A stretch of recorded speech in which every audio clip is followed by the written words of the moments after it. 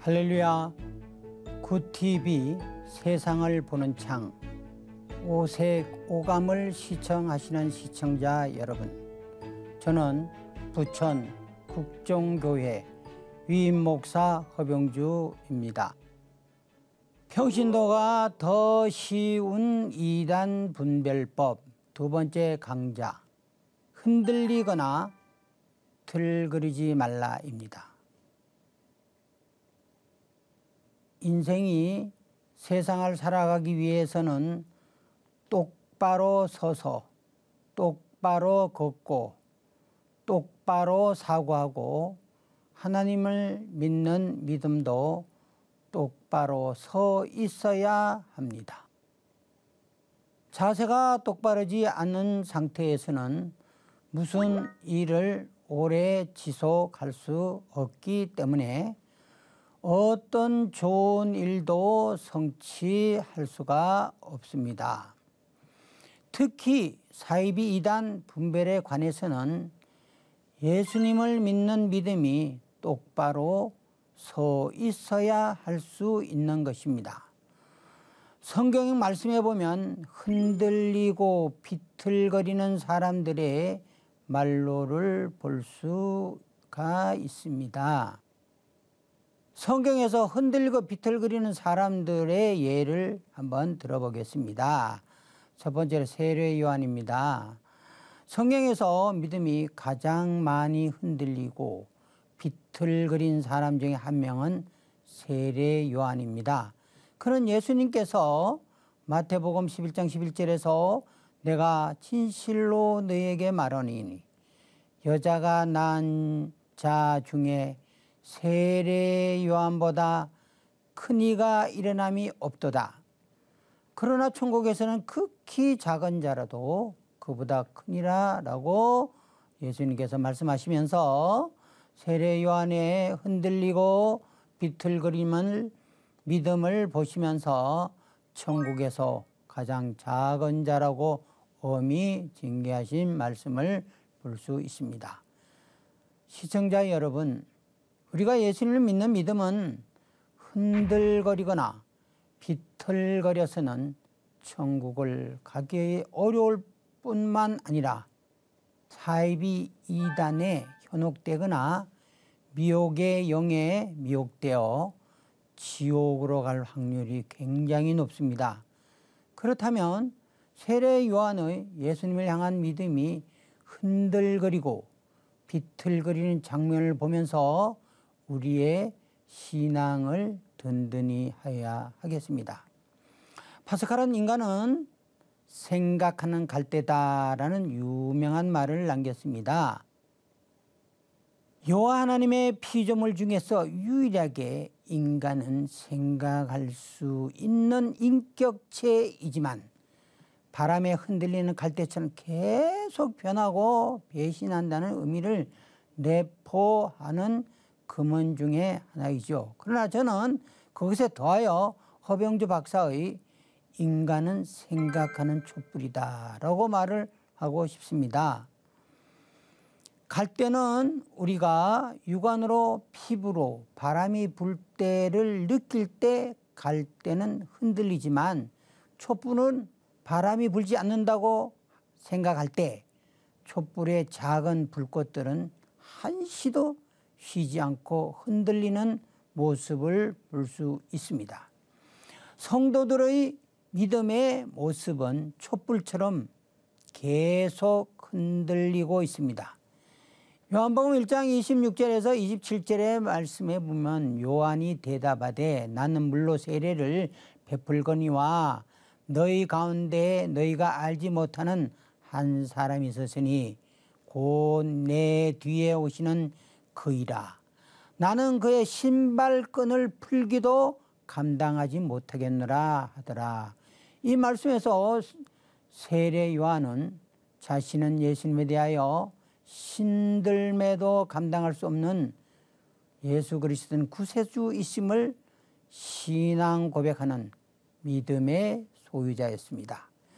그런데 마태복음 11장 2에서 6절 요한이 옥에서 그리스도께서 하신 일을 듣고 제자들을 보내어 예수께 여짜오되 오실 그이가 당신이 오니이까 우리가 다른 일을 기다리오리이까. 예수께서 대답하여 이르시되 너희가 가서 듣고 보는 것을 요한에게 알리되 맹인이 보며 못 걷는 사람이 걸으며 나병 환자가 깨끗함을 받으며 못 듣는 자가 들으며 죽은 자가 살아나며 가난한 자에게 복음이 전파된다 하라. 누구든지 나로 말미암아 실족하지 아니하는 자는 복이 있도다 하시니라. 세례 요한의 예수님에 대한 믿음이 비틀거리는 것을 볼 수 있습니다. 오실 그이가 당신이 오니까.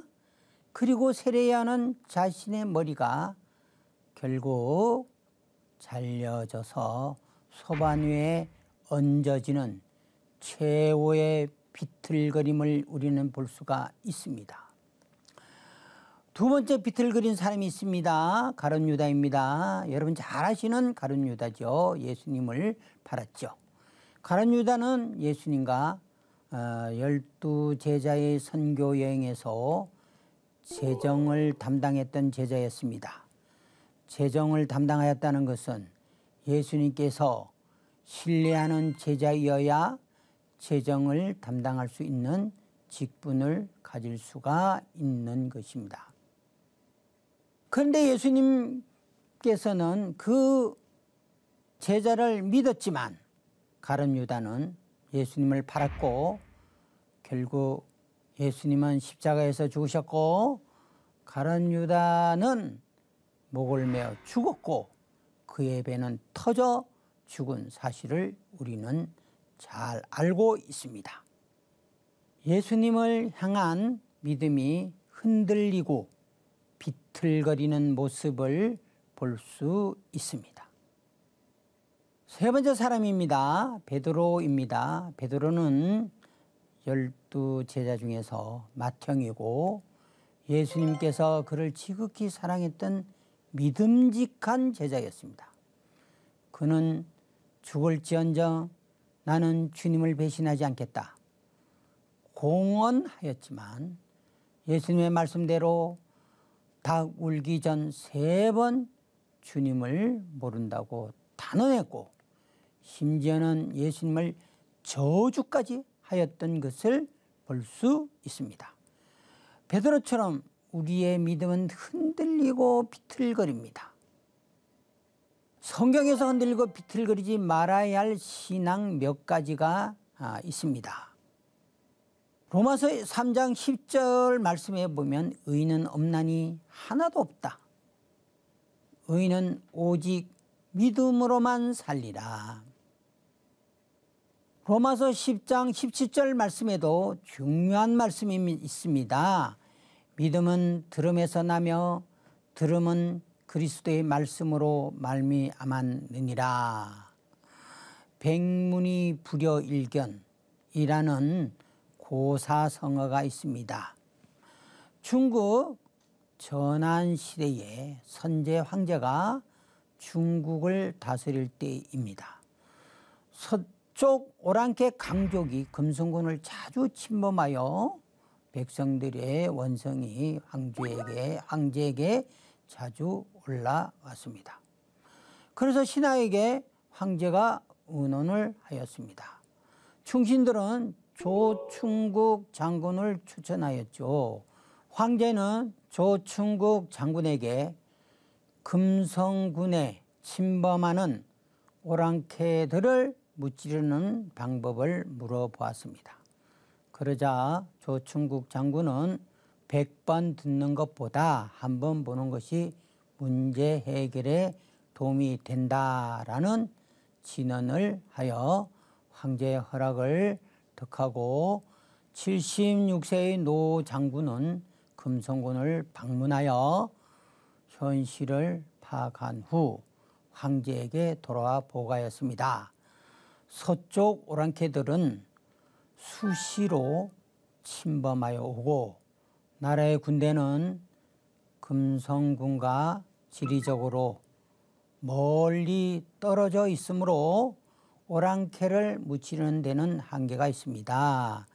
그러므로 오랑캐가 쳐들어올 때마다 기병이 먼 거리를 달려서 무찌르는 것에는 한계가 있으므로 기병 부대를 파송하는 것보다는 둔전병, 즉 농사를 지으며 국방을 지킬 수 있는 전투병을 양성하여 오랑캐가 쳐들어올 때마다 그곳에서 살면서 농사를 짓다가 전투를 하여 오랑캐를 무찌르는 방법을 황제께 진언하여 결국 오랑캐를 추방하는 데 성공하였다는 고사성어가 있습니다.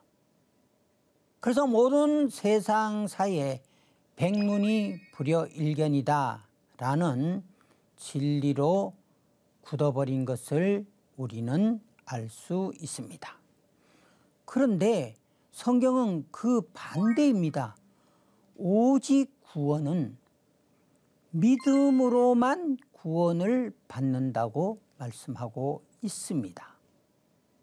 로마서 10장 10절 마음으로 믿어 의에 이르고 입으로 시인하여 구원에 이르느니라. 세 말씀을 종합하면 어떤 것보다 귀로 듣고 마음으로 믿고 입으로 시인하여 구원에 이른다는 믿음의 원리를 성경 말씀은 강조하고 있습니다.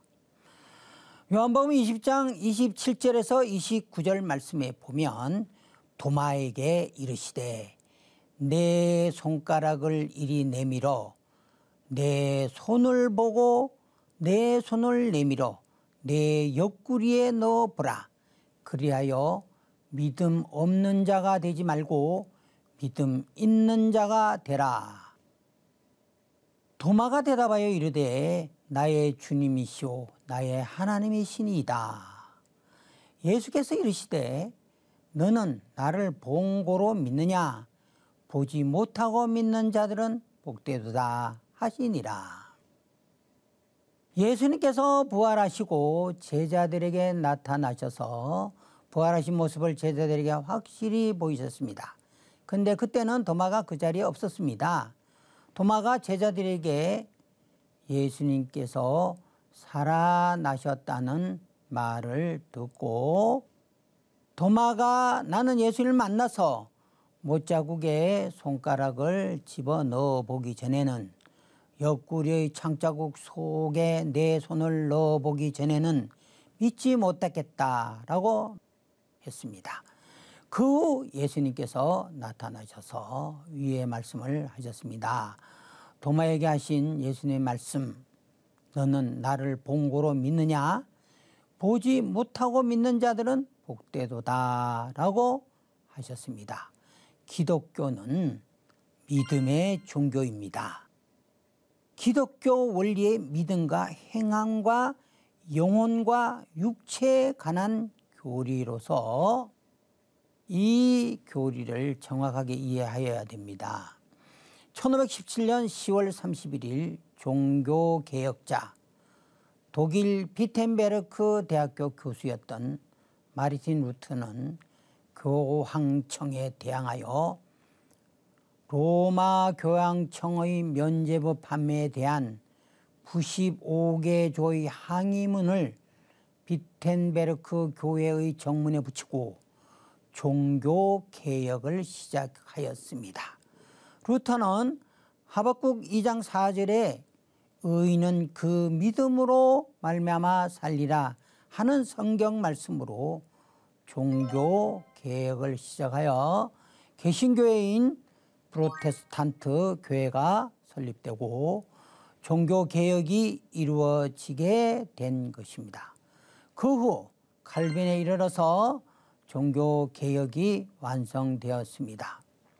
구원은 행함이 아니라 믿음으로 구원받는다는 확실한 성경의 진리를 발견하게 된 것입니다. 그러므로 기독교는 믿음에 의한 구원이지 우리 인간이 의를 행함으로써 구원을 받는 것이 아니라는 신앙의 반석 같은 믿음을 가져야 되는 것입니다. 모든 이단은 행위 구원을 강조합니다.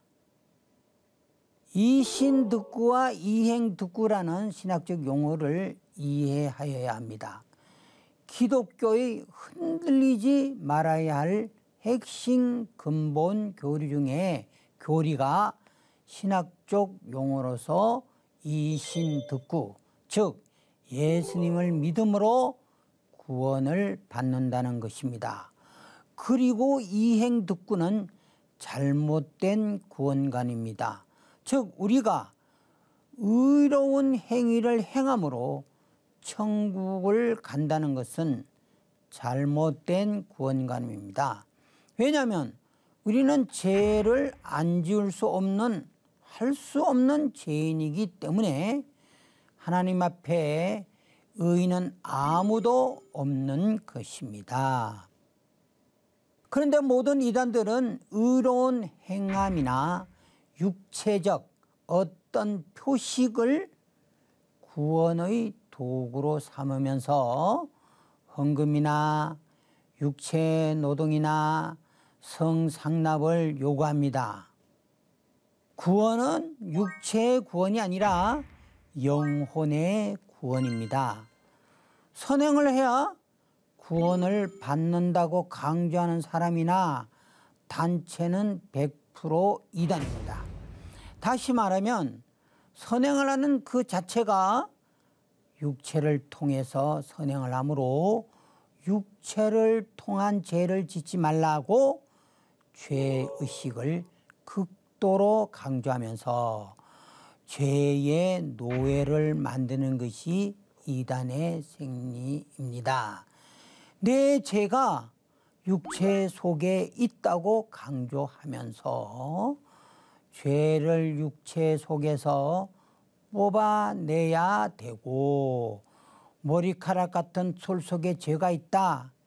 그래서 머리카락을 제거해야 된다라고 하면서 인체의 모든 털이라는 털은 제거하도록 강요하고 피부 속에 있는 죄를 뽑아내기 위해서 자유의 행위를 시켜서 몽둥이로 자기 자신의 몸을 계속 때리고 상대방을 집단 구타하여 공포 속에서 교주의 말을 듣도록 압박하는 그러한 단체나 교주는 이단입니다. 구원은 육체에 있는 것이 아니라 영혼에 있는 것입니다. 그러므로 사이비 이단들은 몸속 깊은 곳에 죄가 있다고 하면서 교주의 성기와 성도들의 성기를 교합하여 성관계를 함으로써 성착취를 하고 폭력을 행사하는 것입니다. 선한 행동을 강요하는 단체는 이단입니다. 그러므로 선한 행동을 강조하는 단체는 이단입니다. 죄를 짓지 못하도록 강요하는 단체나 교주는 이단입니다. 그 이유는 우리는 죄를 짓지 않을 수 없기 때문입니다. 그런 극단적 선행, 극단적 죄의식을 주장하는 곳은 사이비 이단입니다. 틀림없습니다. 로마서 3장 10절에서 의인은 없나니 하나도 없다고 말씀하셨습니다. 인간은 죄인이기 때문에 선행을 하여 구원을 받을 길이 없습니다. 인간은 죄를 안 지을 수가 없기 때문입니다. 그렇다면 선행을 하지 않아도 된다는 것인가? 여기에서 그리스도인들은 꼭 알아둬야 할 중요한 축복의 원리를 알아야 합니다. 즉 선행을 하면 꼭 축복이 따라온다는 것입니다. 이 생에서도 천국에서도 선행에 대한 보상은 철저하다는 것을 기독교인들은 잊지 말아야 합니다. 이 원리는 기독교인들이 죄와 구원에 대한 강박관념은 가질 필요가 없다는 것입니다. 죄의식에 괴로워하거나 죄의 노예가 되는 것이 아니라 자발적으로 기쁨으로 감사함으로 긍정적으로 선행을 행하는 것입니다. 이단을 분별할 수 있는 가장 큰 두 번째 방법, 믿음입니다. 믿음은 영혼의 문제입니다. 이신 듣고 믿음으로 예수 그리스도께서 우리 죄를 대신하셔서 죽으시고 피 흘리시고 십자가 상에서 속죄양이 되셔서 우리는 예수 그리스도의 은혜와 믿음으로 구원을 받는다는 이 중요한 원리, 이것을 잊지 말아야 합니다. 이단들은 꼭 육체의 어떤 표징을 내려고 합니다. 예를 든다면 자해를 한다든가 구타를 한다든가 강제 노역을 시킨다든가 성폭행을 한다든가 또는 재산을 헌납하도록 강요한다든가 어떤 우리 인간의 죄됨을 빙자해서 우리 인간의 죄의식을 빙자해서 강력한 의조로 그 죄를 강조하며 고통을 줍니다. 그리고 무슨 일이든 교주의 말에 순종해라. 순종하지 않으면 아니 된다. 이렇게 강박관념으로 세뇌를 시킵니다. 이단은 여러 가지 도구를 활용합니다.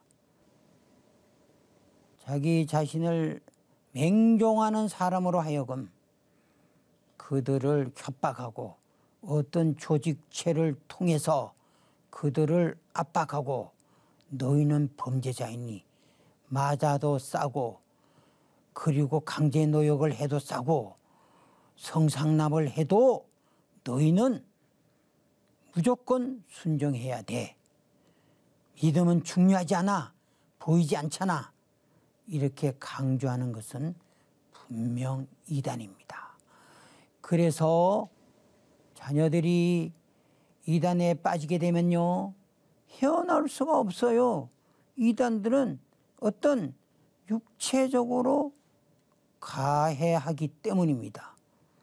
그리고 수많은 우리의 아들, 딸, 젊은이들이요, 이단의 소굴에 빠져서 성폭행 당하고 어디에 하소연도 못하고 고통 속에서 살고 있는 우리의 자녀들이 엄청나게 많이 있습니다.